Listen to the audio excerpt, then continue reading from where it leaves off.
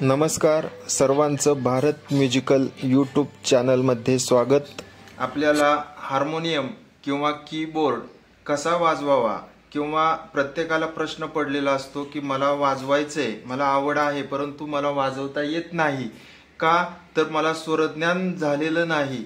म्हणजे स्वरज्ञान या शब्दाचा अर्थ स्वरज्ञान होतं म्हणजे नक्की काय होतं हे आपल्याला माहित असणं गरजेचं आहे।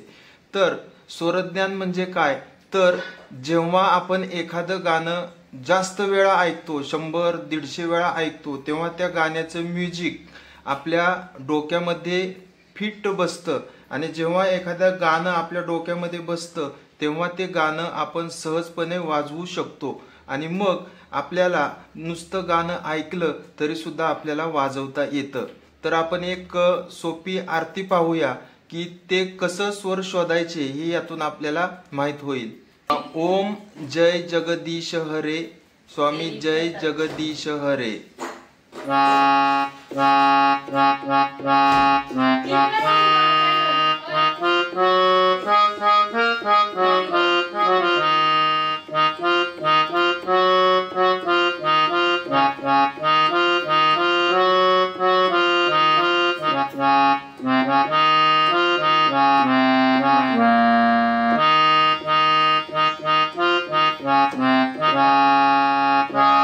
आता ही जी आरती आहे ही आपल्याला जर वाजवायची असेल, शिकायचं असेल तर स्वर कसे ओळखायचे त्यासाठी बघा सुरुवातीला आपल्याला स्केल माहित असणं गरजेचं आहे।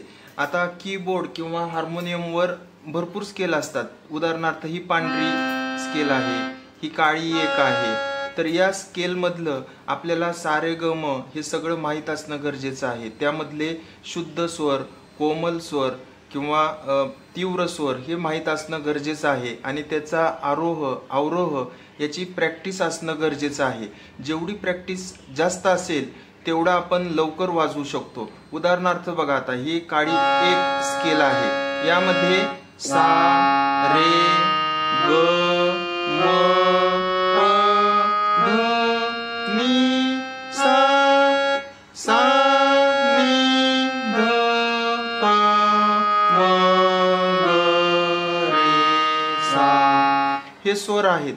म्हणजे काही स्वर वर जातात त्याला आरोह आपण म्हणतो आणि जेव्हा स्वर उतरत्या क्रमाने येतात त्याला अवरोह असं आपण म्हणतो।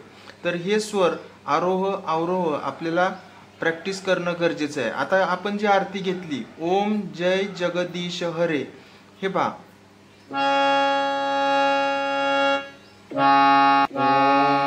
जय जगदीश हरे,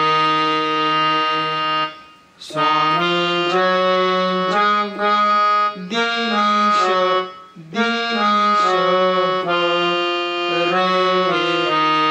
रे, इथं आलाप आहे रे,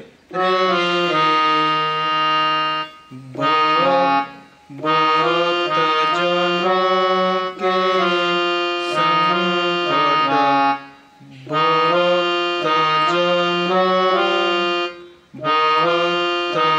जनों के संकट, क्षण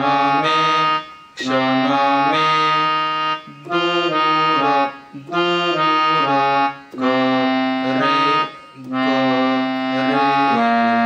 करे।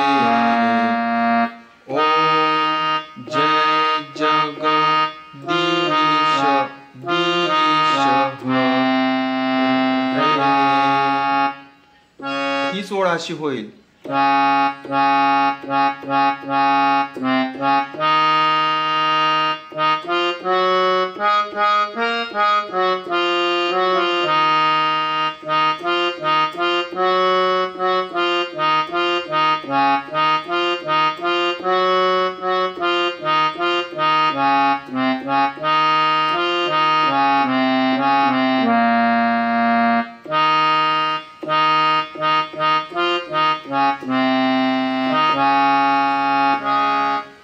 जर आपल्याला ही माहिती आवडली असेल तर लाईक करा, कमेंट्स करा, चॅनलला सबस्क्राईब करा।